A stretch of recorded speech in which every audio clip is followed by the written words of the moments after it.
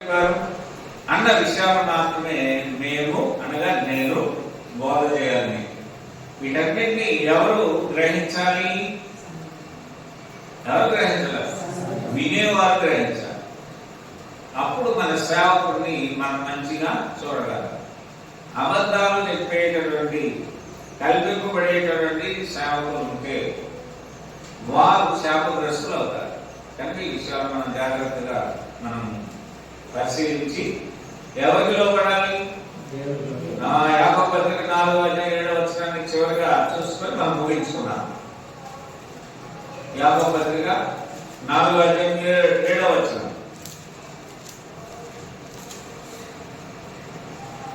కాబట్టి దేవునికి లోబడి ఎవరికి లోబడాలంట? దేవునికి లోబడి దేవునికి లోబడి అపవాదిని ఎదిరించుడి. ఇది నేర్చుకోవాలన్నా. అప్పుడు వాడు మీ వద్ద నుండి పారిపోవడం. అపవాది మన దగ్గరకు వస్తున్నాడంటే మనం ఛాన్స్ ఇస్తున్నాం అన్నమాట.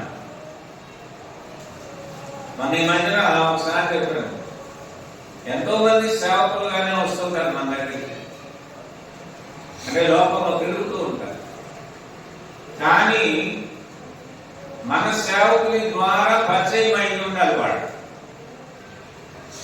మీకు ఒక సేవకుడు ఉంటాడు, ఆ సేవకుని ద్వారా ఆ కుటుంబానికి పరిచయం అయినప్పుడు వారిని మాత్రమే మనం ఇన్వైట్ చేయాలి. వారిని తెల్లబట్టలు వేసుకున్నానంటే ఇన్వైట్ చేయకూడదు వారికి కదమ్మా. తెల్లబట్టలు వేసుకుంటే ఏమనుకుంటారు మీరు? పాస్టర్ వచ్చేసారు, ఆ తెల్లగొడ్డు చూడగానే మీకు కళ్ళు తిరిగిపోద్ది ఏంటో. దేవుని బిడ్డలారా, మనం చాలా జాగ్రత్తగా ఉండవలసిన అన్ని దినములలో ఉన్నాము. ఇక్కడ అందుకని అపవాదిని ఎదిరించాలంట. అందరూ ఒకేలాగే కనిపిస్తున్నాం, కానీ అందరూ సేవకులు. ఎవరు సేవకులు? ఇక్కడ దీన్ని బట్టి చూస్తే పారంపర్య ఆచారాలను బోధించేవాడు సేవకుడుగా, వేరొక స్వార్థను ప్రకటించేవాడు సేవకులుగా, జ్ఞానయుక్తమైన తీయటి మాటలు పలికేటటువంటి వారు సేవకులు కాదు.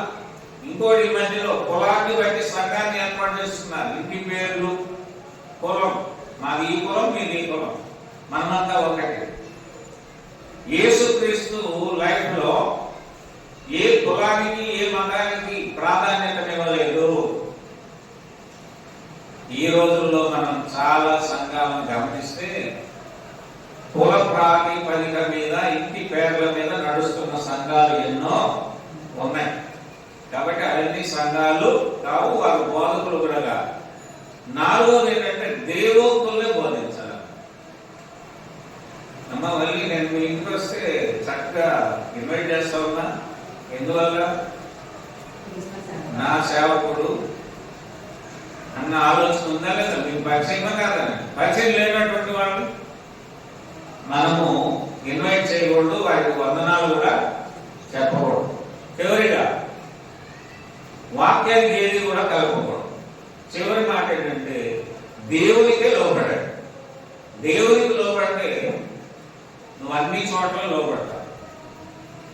దేవునికి లోపడకపోతే నీలో అపవాది ఏలుబడి చేస్తాడు. అప్పుడు ఎవరి మాట వినం, ఎక్కడా లోపడదు.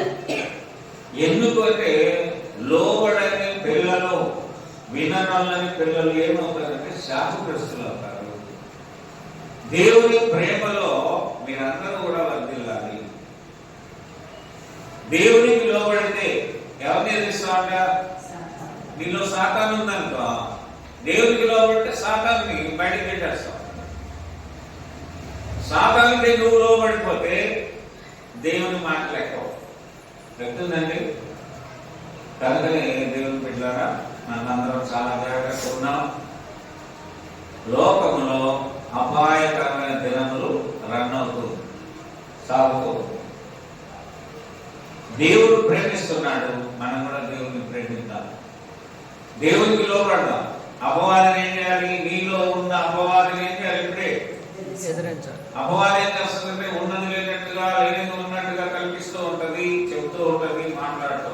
కానీ మనము సంఘములో క్రీస్తు రక్తము చేత కడగబడిన సంఘములో ఉన్నాము కనుక మనమందరం ఉండాలి?